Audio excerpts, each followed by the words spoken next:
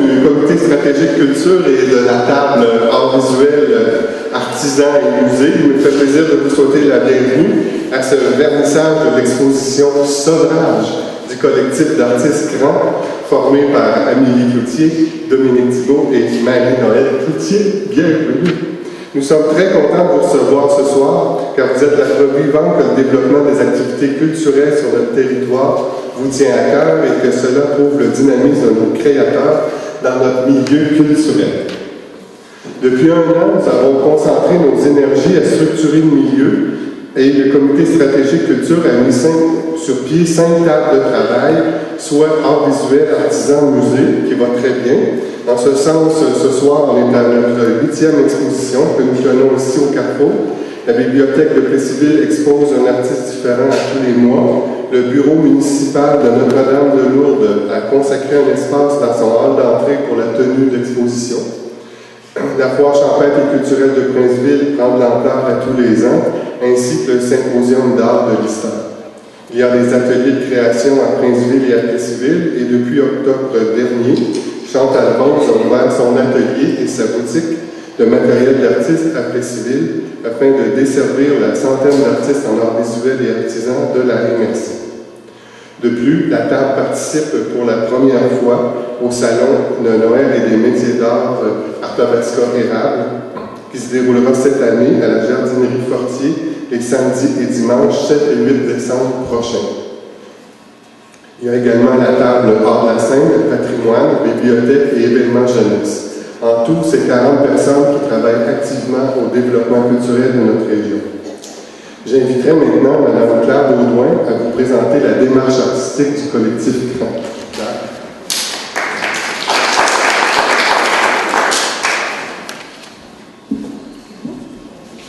Bonsoir.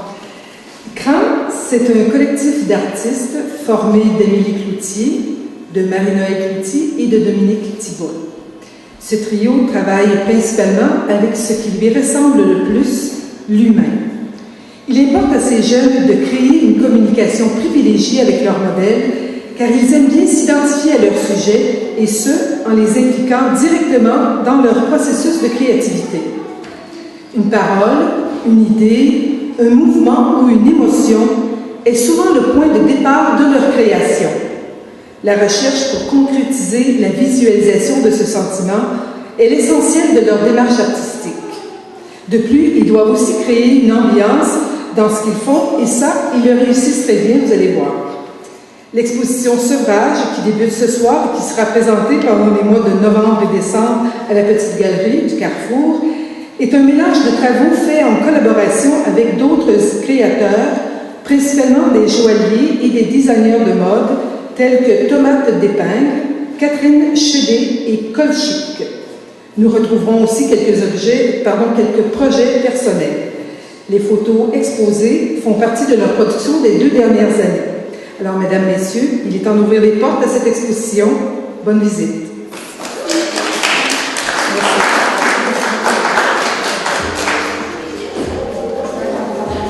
Marie-Noël Cloutier, bonsoir. Bonsoir, Dominique. Marie-Noël, est-ce que c'est votre première exposition ici à Plessisville? Non, pas Plessisville. J'ai déjà exposé à la galerie de la bibliothèque municipale et on a fait un lancement de livre, moi et Amélie, il y a quelques années, en 2009. Donc, dites-moi, si on aurait à catégoriser votre style au niveau de la photo, comment on pourrait l'appeler, ce style-là? Nous, on dit qu'on fait du portrait artistique. C'est comme ça qu'on l'explique aux gens. Donc, c'est des gens principalement qu'on photographie. Nous, on travaille beaucoup avec les gens parce que c'est là-dedans qu'on se reconnaît. Et puis, on met une petite touche artistique créative là-dedans. Moi, j'ai vu un peu vos photos, là. Je suis pas un expert, mais je trouve que c'est très fashion parce que je regarde des revues américaines, new-yorkaises, et on retrouve un peu des styles comme ça. Et même parfois, on va vers l'éclectique, là, hein, au niveau des personnages comme avec des dentelles là, dans le visage. Là. Oui. C'est ce qu'on aime aussi. C'est sûr qu'on regarde beaucoup ce qui se fait au niveau de la mode, mais on veut pas faire des trucs trop commerciaux non plus. Mais c'est nos inspirations, vidéoclips, les films, la musique, ce qui se passe là, présentement, c'est ce qui nous nourrit beaucoup, c'est ce qui nous allume et qui fait qu'on a ces idées-là et c'est ce que ça donne. Mais y a-tu quelque chose de particulier là, qui vient vous chercher, qui vous inspire vraiment? Parce que, bon, oui, vous regardez les tendances, mais est-ce qu'il y a quelque chose qui vous interpelle plus que d'autres? Tout dépendant des cas. Souvent, c'est soit la musique ou encore on a un mot, comme voilà, je vais en parler. Le mot de l'exposition s'appelle sevrage parce qu'on aimait le mot et c'est un peu ce qu'on vit aussi des sevrages présentement dans notre équipe. Mais on part souvent de mots qui vont débouler en images et là, on fait des recherches sur Internet. On travaille beaucoup là à aller chercher soit des ambiances musicales ou en tout cas, on va chercher un peu partout dans d'autres formes d'art, la danse aussi, nos inspirations. Mais dites-moi, là, vous êtes ici pour un certain temps, mais est-ce que vous exposez ailleurs aussi? Pas prochainement. On a exposé en avril-mai au Festival Québec Mode. Puis une des photos qui est exposée ici, qui a gagné le prix du jury, on a été publié dans le L Québec du mois d'août.